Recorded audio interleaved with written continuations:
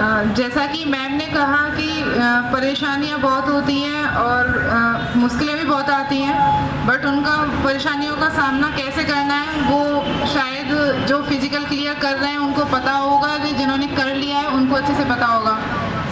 और ये सब लोग जानते हैं कि मूवी की जो एंडिंग होती है वो काफ़ी हैप्पी एंडिंग होती है, बट मूवी के बीच का जो पार्ट होता है, रोना और सारी प्रॉब्लम्स, वो सबको याद नहीं रहता। मूवी की एंडिंग अच्छी, मतलब लास्ट तक वाला तो सब कुछ अच्छा। तो मैं उस मूवी में से एक पार्ट बताना चाह रही हूँ अपनी एकेडमी का। मैं लास्ट के 15 दिनों में यहाँ आई थी, तो मुझे बिलीव नहीं था कि मैं कर लूँगी या नहीं कर लूँगी।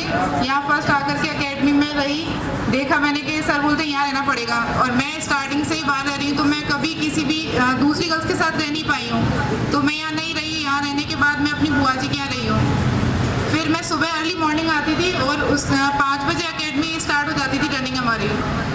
एक दिन मैं लेट हो गई, सेकेंड डे 5 मिनट लेट हुई थी, तो उसमें क्या हुआ, मैंने सर का बहुत, जो सर ने बोला ना, क्रोध भी आता होगा। तो उस दिन मुझे फर्स्ट टाइम सर पर थोड़ा सा ऐसे हुआ कि ये सर मतलब क्या कर रहे हैं। 5 मिनट लेट होने की वजह से सर ने मुझे ग्राउंड के बीच में खड़ा कर दिया और मुझे बोलते हैं कि आज आपकी कोई भी एक्टिविटी नहीं होगी और आप वहीं खड़े रहेंगे।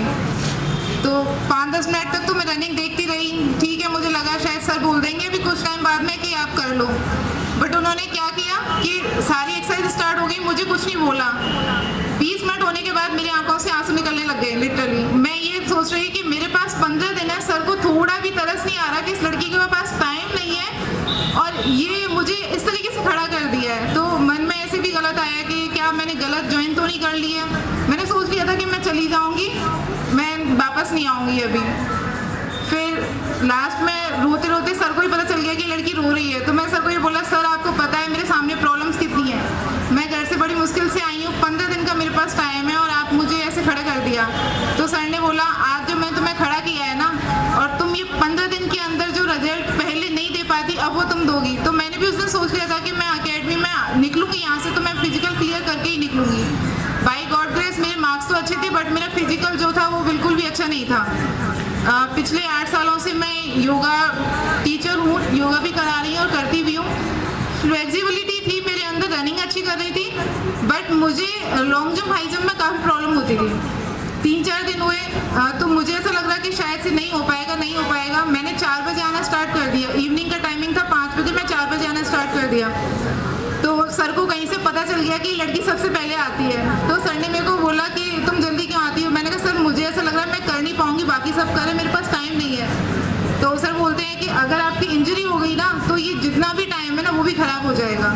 ये बात भी मुझे उस दिन समझ में आई कि आप अपने आप में ओवर स्मार्ट ना बने और बिना किसी गाइडेंस की भी प्रैक्टिस ना करें, क्योंकि ये बात फिजिकल की है कि लास्ट के 5-6 दिन में आपकी अगर इंजरी हो जाती है तो जितना आपने टाइम दिया है वो भी खराब होने वाला है। तो बस ये एक छोटा सा पार्ट है। प्रॉब्लम्स काफ़ी थी मेरे, इससे पहले 3 एग्ज़ाम थे जो कि मेरी वेटिंग लिस्ट में अभी पड़े हुए हैं, तो नर्वसनेस तो क्या बोलूँ मैं, डिप्रेशन भी काफ़ी था, बट फाइनल अब जो सिलेक्शन हुआ है तो इसके बाद में मैंने 2 एग्ज़ाम और क्लियर कर लिए मेरे, एसएससी का भी हो गया और यूपीएसआई का भी वेटिंग कर रही हूँ।